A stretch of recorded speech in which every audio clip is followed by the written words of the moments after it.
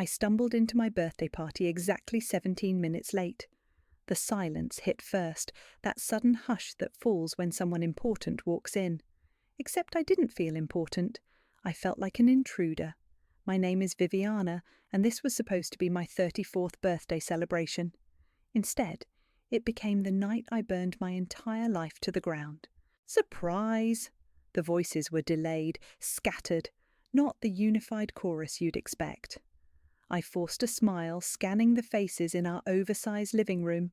Friends from work, Tom's business partners, my sister Reese, who I hadn't seen in years, hovering awkwardly by the window. "You made it!" Tom stepped forward, champagne glass in hand. My husband of 8 years, looking perfectly put together in his navy blazer. But something was off. He didn't move to hug me, didn't kiss my cheek, just stood there, maintaining a careful distance. That's when I saw her, Lisa, my best friend since college, wearing a red dress I'd helped her pick out last month. She was standing too close to where Tom had been. Her lipstick was slightly smudged. "Happy birthday, honey." Tom's voice cracked on birthday. I reached into my purse, fingers wrapping around the manila envelope I'd placed there this morning. "Thank you for gathering everyone here," I said, loud enough for the whole room to hear. "It makes this much easier." "Makes what easier?" Lisa asked, taking a half step forward. Her hand twitched toward Tom before she caught herself.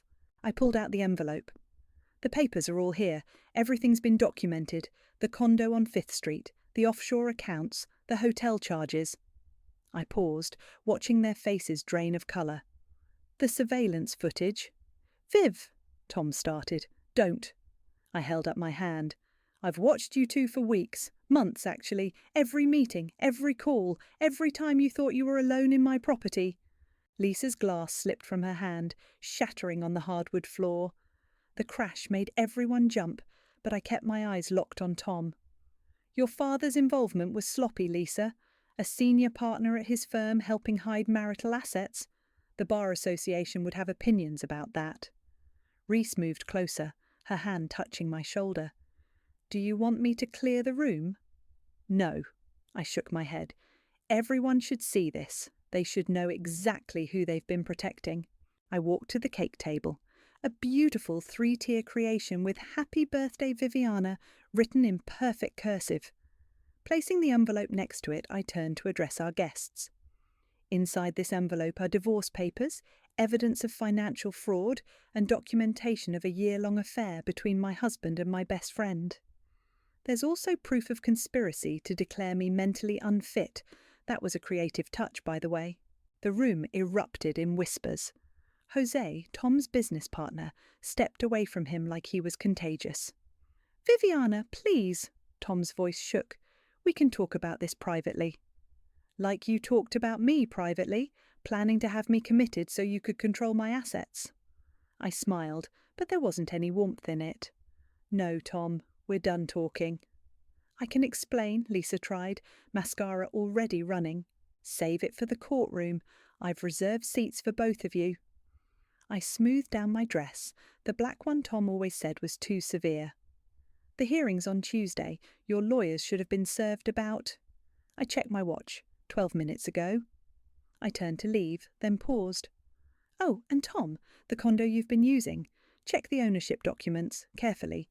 You might find some surprises." Walking out, I heard the chaos erupting behind me. Questions, accusations, the sound of my marriage imploding. But all I could focus on was the steady click of my heels against the floor and the weight lifting from my shoulders with each step. Reese caught up to me in the driveway. "That was intense." "It's not over," I said, pulling out my car keys. "That was just the opening act." "Need company?" I looked at my sister, really looked at her, for the first time in years. "Yeah," I said finally. "I think I do." 7 days earlier, I was sitting in my office, staring at a bank statement that didn't make sense. 3 charges from the Grand Hotel downtown, spread across different weeks. Tom hadn't mentioned any business meetings there. "Zaylee," I called out to my assistant. She appeared in my doorway instantly, tablet in hand.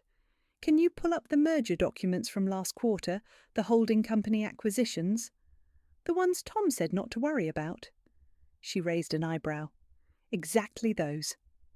While Zaylee dug through the files, I called the hotel. Hi, this is Margaret from accounting at Brooks Consulting. I'm reviewing some charges from one of our executives. 20 minutes later, I had confirmation.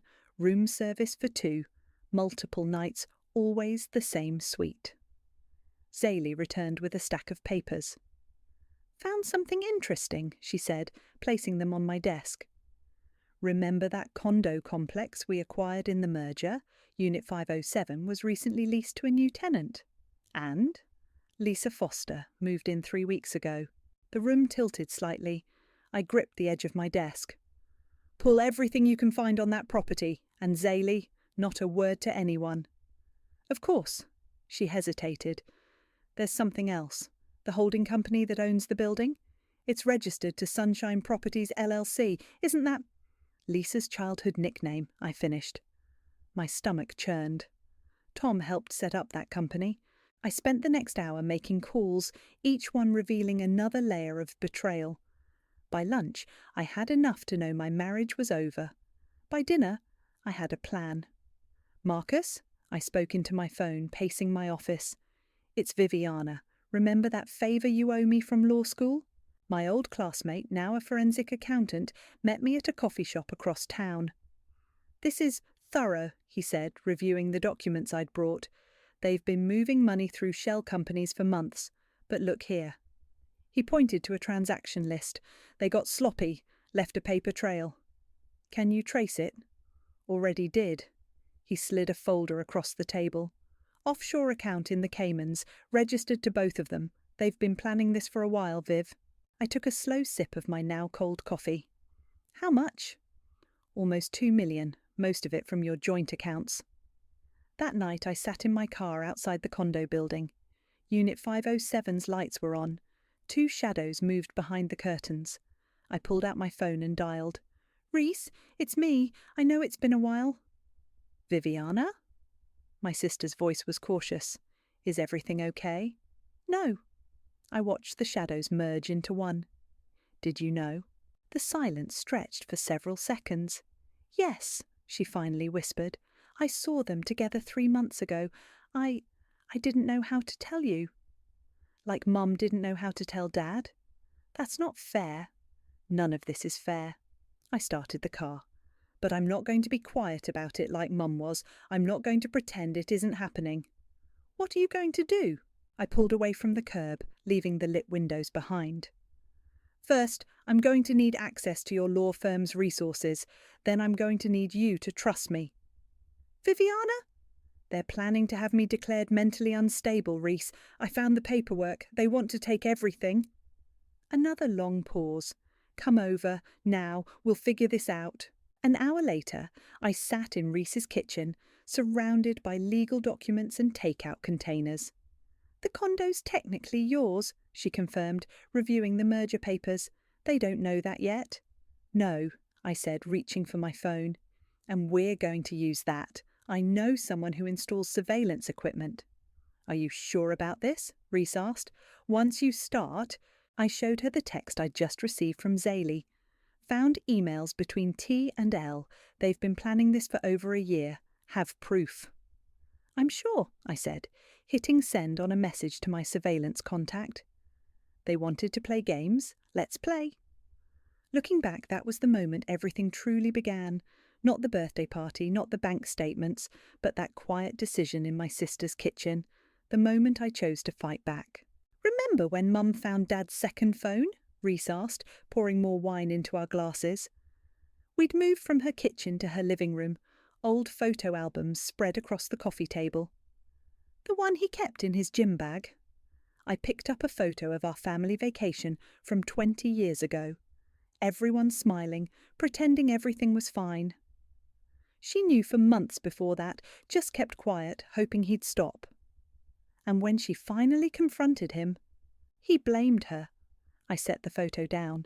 Said she drove him to it by being too focused on us kids. Reese leaned back into her couch. I always wondered why you married Tom. He reminded me so much of Dad, the charm, the excuses, always having an answer for everything. Maybe that's why I didn't see it coming. My phone buzzed. Another email from Zaylee. Or maybe I didn't want to see it? What's that? Reese nodded toward my phone. I showed her the screen. Lisa's father, Heath, has been helping them. He's been writing up fake contracts, backdating documents, making it look like I signed away rights to certain assets. That's forgery. Reese sat up straighter. He could lose his license for that.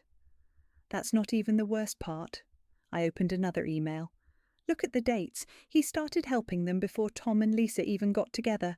He's been planning this with them from the beginning. Jesus! Reese grabbed her laptop. Give me his full name. I'm running a background check through our firm's database. While she typed, I called Zaylee on speaker. The surveillance equipment is being installed tomorrow, Zaylee reported. The technician said he can have audio and video feeds ready by evening. Perfect. Any movement on the offshore accounts? Marcus sent over the trace results. The money's been moving through 3 different shell companies before landing in the Caymans, all registered under variations of Sunshine Properties. Reese looked up from her laptop. Holy shit, Viv, you need to see this. I walked over. On the screen was a list of legal complaints against Heath, all settled out of court, all sealed. Pattern of helping clients hide assets during divorces, Reese read. Multiple ethics violations, but nothing ever stuck. He's been doing this for years. Can we unseal those records? Leave that to me. Reese was already typing. I know a judge who owes me a favour. My phone rang. Jose's name flashed on the screen. I answered on speaker. Viviana? He sounded nervous. We need to talk about Tom. I'm listening. He's been moving company funds, large amounts. I thought it was for new investments, but... He paused. Something's not right. Meet me tomorrow, noon, the cafe on 4th Street. After hanging up, Reese gave me a long look. You're really going to take them all down, aren't you? They're not just trying to divorce me, Reese. They're trying to destroy me. I picked up another family photo, this one of Mum alone on her porch after Dad left. I won't end up like her, broken, silent, blamed. Then let's make sure you don't. Reese closed her laptop.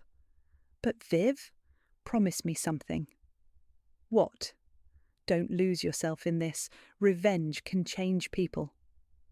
I thought about the surveillance equipment being installed tomorrow, the legal documents being prepared, the traps being set.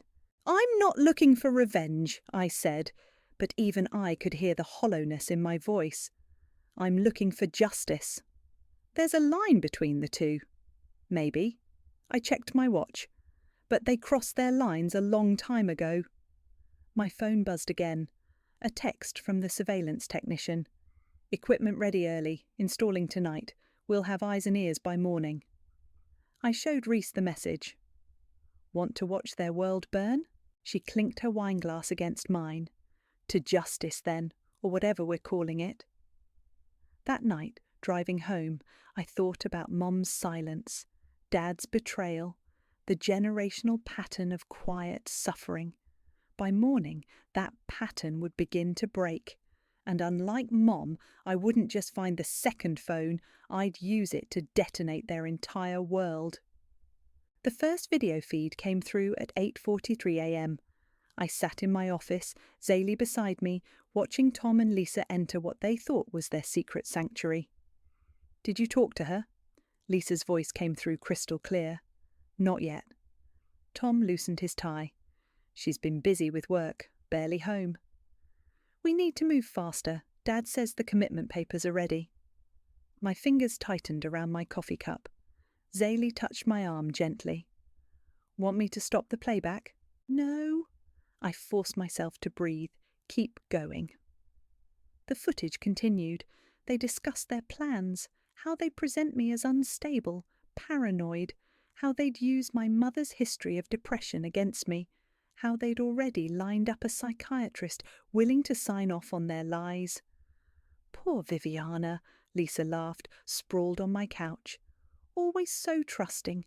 Remember when she helped me pick out this dress, said it looked perfect for date nights with my mystery man? You're terrible. Tom pulled her close. That's why I love you. Zaylee paused the video. There's more, but... Show me. The next clip started with Heath entering the condo. He carried a briefcase full of documents, property transfers, power of attorney forms, all with my forged signature. These will hold up? Tom asked. They better. Heath spread the papers across my coffee table. They cost enough. Just make sure she signs the commitment papers willingly. Less mess that way. And if she doesn't? Then we do it the hard way. Heath's voice turned cold. I didn't spend a year setting this up to fail now. My phone buzzed. Reese. Judge approved unsealing Heath's records. You won't believe what I found. Zaylee, forward these clips to Marcus. Tell him to focus on the document forgery. I stood up, grabbing my coat. I'm meeting Reese. 20 minutes later, I sat in Reese's office, staring at decades of corruption laid bare.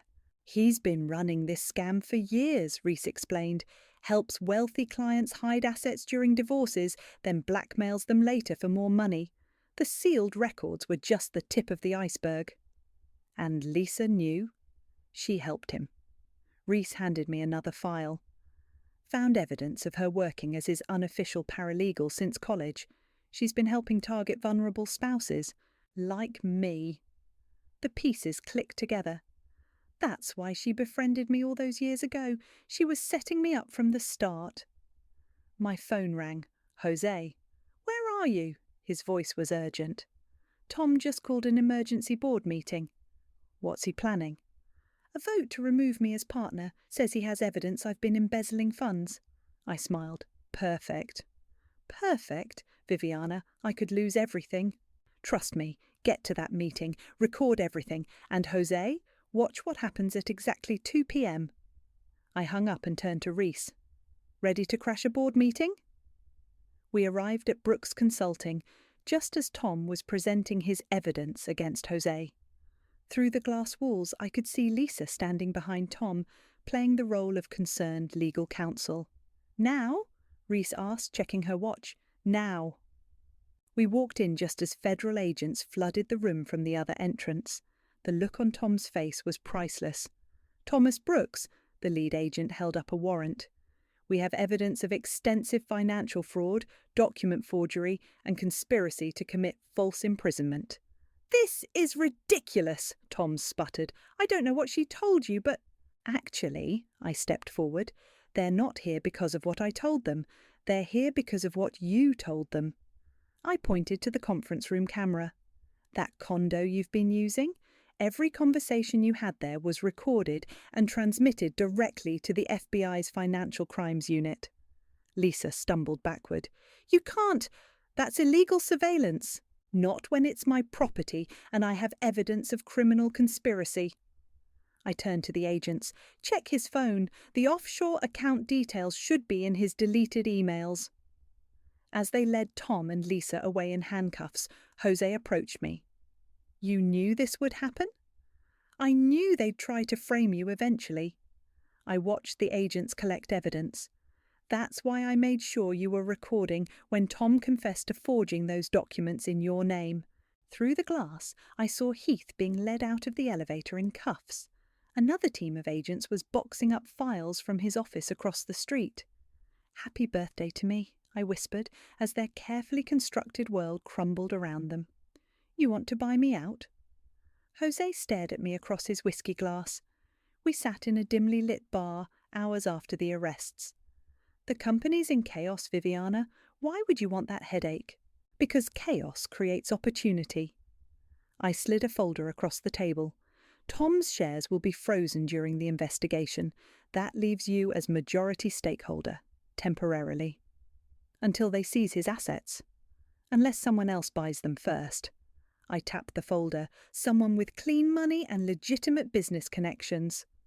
Jose opened the folder, his eyes widening. This is a lot of zeros. I've been planning this longer than they were planning to destroy me. I took a sip of my martini. The holding company that owns the condo, it's part of a larger investment group, my investment group. The one Tom thought he controlled. Amazing what men don't notice when they think they're winning. I pulled out another document. Sign here and you'll retain 40% ownership. I'll take Tom's shares plus 10% of yours, making you majority owner, with you as managing partner. I leaned forward. They wanted to force you out, Jose. I'm offering you a chance to stay in with more autonomy than Tom ever gave you. His pen hovered over the paper. Why me? Because you came to me when you suspected something was wrong, because you didn't know about their plans, and because you're better at this than Tom ever was. And the clients will appreciate that we acted decisively to remove criminal elements from leadership. I smiled. The press release is already written. Jose signed the papers. You're scarier than I thought, Viviana. No. I gathered the documents. I'm exactly as scary as they should have expected. The next morning I met with the FBI agents handling the case. They had questions about the surveillance footage.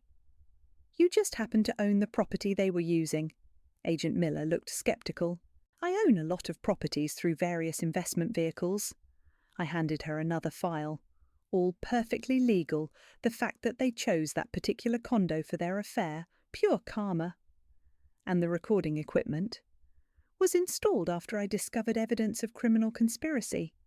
I nodded toward the stack of financial records on her desk. I believe those prove I had reasonable cause for concern. They do. She closed the file.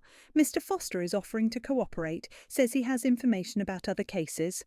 Of course he does. I stood up. Send any additional evidence to my lawyer. I believe you have Reese's contact information. Walking out of the FBI office, I called Zaley. How's the media response?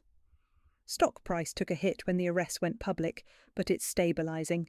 Jose's leadership announcement helped. The cleaning house narrative is working. And Lisa? Released on bail an hour ago. She's been trying to reach you. Block her number. I got into my car. What about the commitment papers they prepared? Shredded.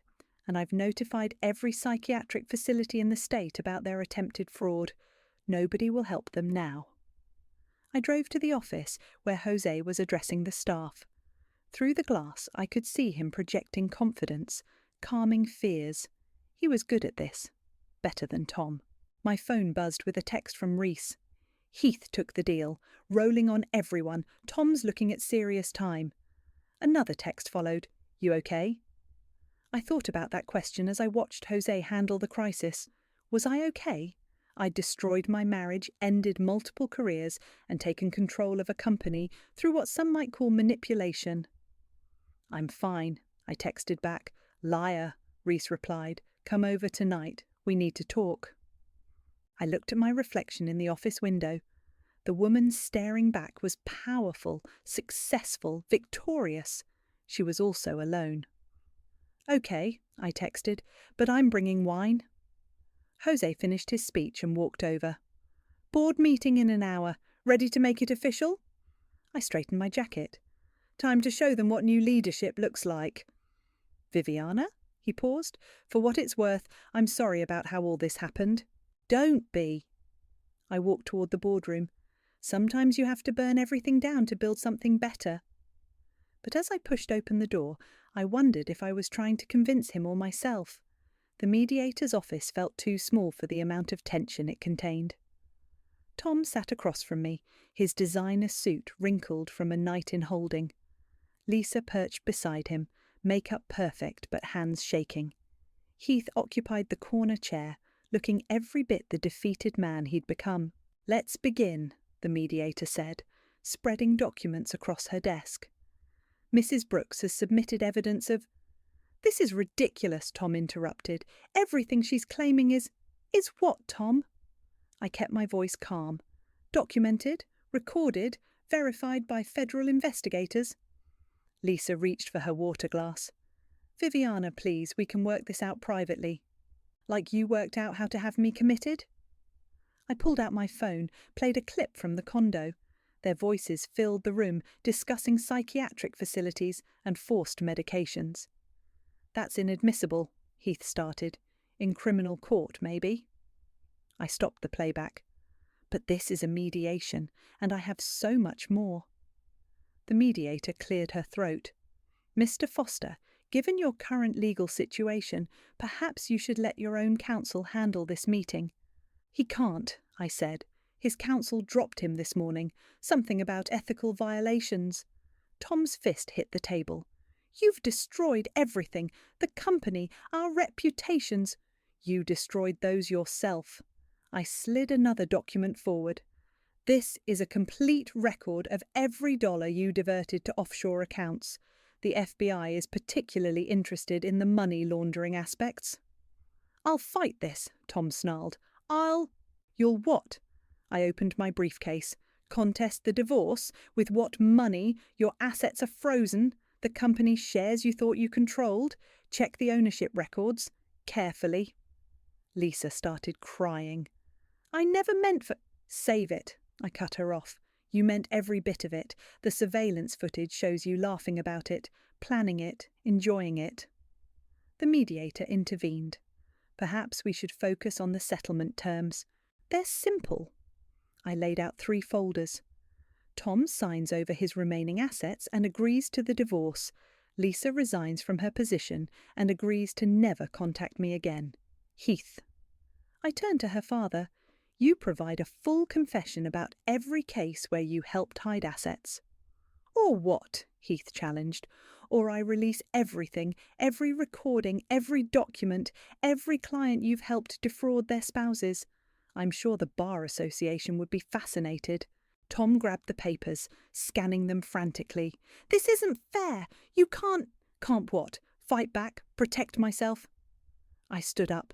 You were going to have me locked away, Tom? Take everything I'd built. Did you really think I'd just let that happen? Lisa reached for my arm. We were friends for 15 years. I jerked away. And you used every one of those years to set this up, to learn my weaknesses, to position yourself. The terms are non-negotiable, the mediator stated, reading the room. Sign, or Mrs. Brooks will proceed with full legal action.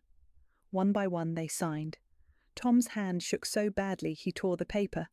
Lisa couldn't look at me. Heath stared straight ahead, already calculating his plea deal.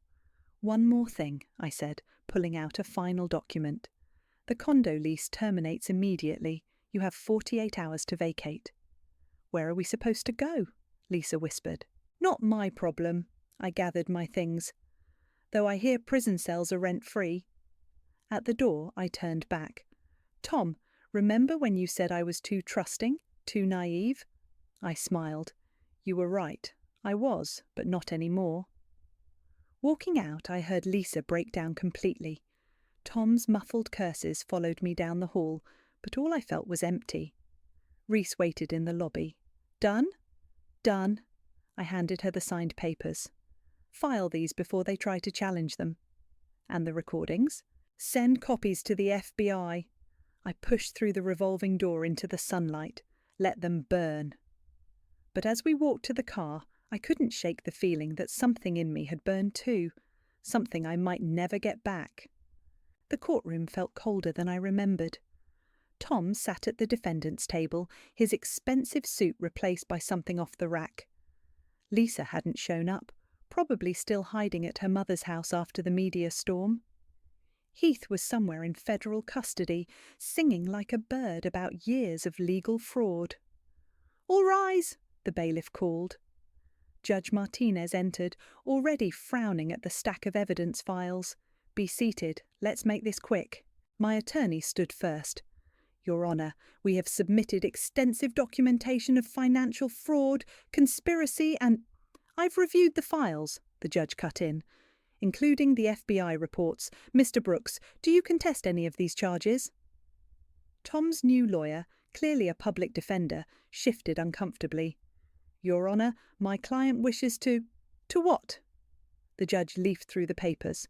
Contest the surveillance footage, the bank records, the signed confessions from his co-conspirators? The courtroom stayed silent. I could feel eyes on me. Court reporters, legal assistants, even the bailiff, all waiting for the dramatic showdown. But there wouldn't be one. I'd already won. The divorce is granted, Judge Martinez declared. Asset division as per the mediation agreement. Mr. Brooks, you'll be remanded to custody pending your criminal trial. Tom stood up suddenly. "Viviana, please." "Sit down, Mr. Brooks," the judge warned. "Just let me explain." "Bailiff." As they led Tom away, he kept looking back at me. The man who'd planned to have me committed, who'd stolen my money, betrayed my trust, reduced to begging in a public courtroom. I should have felt triumphant. Instead, I felt hollow. Outside, reporters swarmed the courthouse steps. "Mrs. Brooks, any comment on the criminal charges?" "What about Lisa Foster's involvement?" "Will you continue as CEO of Brooks Consulting?" Reese pushed through them, creating a path. "No comments. Move." We made it to the car just as my phone buzzed. Zaylee. "Jose handled the morning meetings," she reported. "Stock price is up. The board fully supports your leadership." "Thanks." I watched the reporters through the tinted windows. "Any word from Lisa?"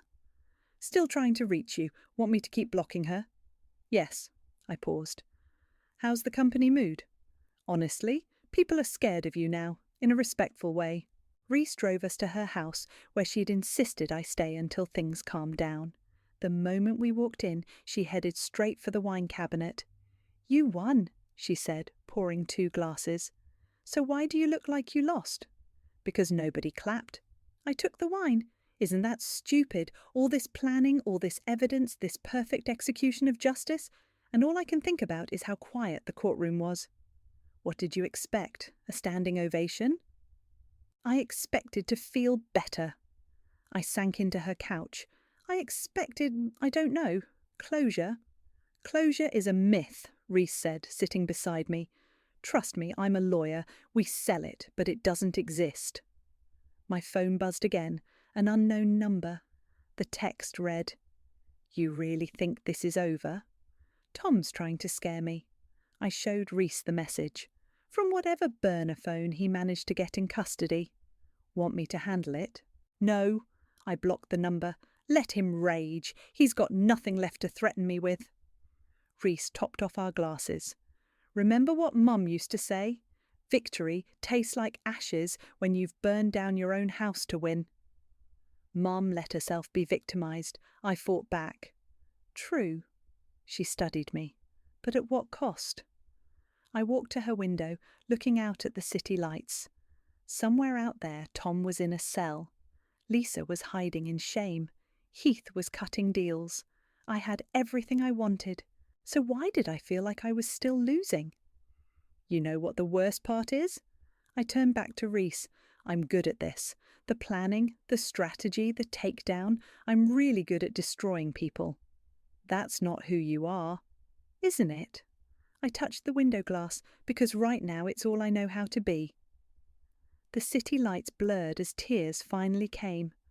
Not for Tom, not for Lisa, but for the woman I used to be. The one who believed in trust, in friendship, in love. The one I'd had to kill to survive. The morning sun streamed through my new condo's floor-to-ceiling windows. Boxes still lined the walls. I'd only moved in yesterday. But the view of the water made everything feel lighter somehow. My phone buzzed. A news alert. Tom had taken a plea deal. 7 years for fraud and conspiracy. Lisa got probation in exchange for testimony. Heath was still negotiating. "Ready for your first official day as CEO?" Zaylee asked, arranging files on my new coffee table. "Almost." I glanced at the mirror by the door. "Just need a minute." The woman in the reflection looked different. Stronger, maybe. Harder, definitely. The naive trust was gone from her eyes, replaced by something sharper. The doorbell rang. Reese stood there with coffee and bagels. "Breakfast of champions?" "You didn't have to come." "Of course I did." She set everything down. "It's a big day." Zaylee checked her watch. "The board meets in an hour. Jose has everything prepared." "Wait." I picked up an envelope from the counter. One last thing to handle. Inside was a letter I'd written last night. A response to Tom's final threat. "You really think this is over?" "What are you going to do with that?" Reese asked. "Give him what he never gave me, the truth." The prison visiting room was cold and sterile. Tom sat across from me in his orange jumpsuit, trying to maintain his old confidence. "Come to gloat?" he asked. I placed the envelope on the table. "Come to end this." "End what? You've already taken everything." "No." I pushed the letter toward him. "You gave everything away, the moment you decided I was disposable, the moment you thought you could break me." He opened the envelope slowly, read the single paragraph inside. "I don't hate you anymore," I'd written. "I don't love you either. You simply don't matter, and that's a worse punishment than anything the courts could give you." Tom's hands shook. "Viviana, don't." I stood up. "We're done here, really done. No more threats, no more games, just silence." Walking out, I felt something shift inside me. Not healing, I wasn't ready for that, but maybe the first step toward it. Back at the office, Jose met me in the lobby. "Ready? Or almost?" I turned to Zaylee. "Remember that charity foundation we discussed?" She pulled out her tablet. "The one for helping people escape financial abuse? Make it happen. Use my personal funds. And Zaylee?" I smiled. "Give yourself a raise, a big one." The boardroom fell silent as I entered. These people had watched me destroy their former CEO. They'd seen me take control with surgical precision. Now they waited to see what kind of leader I'd be. "Good morning," I began. "Let's talk about the future." That evening, back in my new condo, Reese poured wine while I kicked off my heels. "So," she said, "was it worth it?" I thought about Tom's face when he read my letter, about Lisa's silence, about Heath's downfall, about the company now under my control. Parts of it. I walked to the windows. But I'm done burning things down. Time to build something better. Like the foundation? Like everything. I turned back to her. "I won't let what they did define me. I won't let their betrayal turn me cold." "And trust?" "Is earned." I picked up my wine. "Like you earned it back, like Zaylee earned it, like Jose is earning it." My phone buzzed. A text from Zaylee. The foundation paperwork was ready, first donations already coming in. "You know what Mum got wrong?" I showed Reese the text. "She thought silence was strength, but real strength is in what you build after the fire." "And what are you building?" I looked around my new home, at the water view I'd always wanted, at my sister who'd become my ally, at the life I was choosing for myself. "Something fireproof," I said, "something that's mine." The sun set over the water, painting the sky in flames. But for the first time since my birthday party, I didn't feel like I was burning. I felt like I was rising. And this time, I was rising on my own terms.